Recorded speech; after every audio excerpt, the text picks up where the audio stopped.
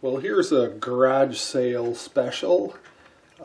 This is a Harmony, and depending on the year it was made, it was either called a Silhouette or a Bobcat. This is the H14 model, which was really a very entry-level guitar.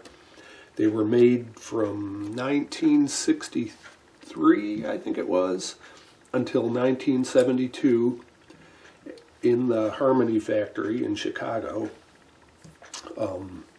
Real simple. It's, I think probably the nicest part of it is this DeArmond gold foil pickup. But I just finished working on it and thought I'd shoot a quick video before I hand it off to its owner.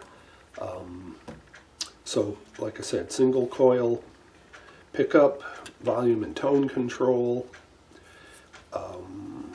It has a floating bridge, which I don't know what happened to it, but it actually looks like it's been, where'd you go?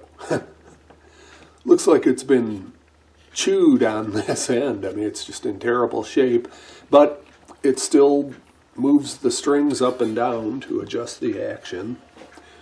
So I didn't have to do a whole lot to it. Cleaned it up because it's been sitting around. I adjusted the truss rod. There's an adjustment at the peg head end, and of course put new strings on it. The old ones were quite nasty. The pickup actually works, which is great. And yeah, like I said, I just thought somebody might find it an interesting thing.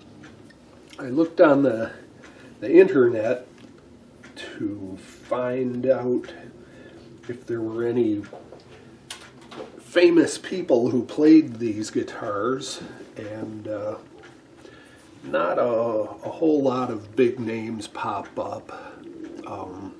Somebody named Sufjan Stevens and Ray Toro. I can't remember what band he's in. Anyway, they play these guitars in some videos. Also, I just had to mention somebody else who got credit for playing one is a man named Seasick Steve. Okay, so bolt-on neck, forgot to mention that. The neck's in really good shape. Once I did the truss rod adjustment, I have good action. It's at about 60 thousandths of an inch at the 12th fret on this ebonized wood fretboard. And that's all I have to say about it. Thanks.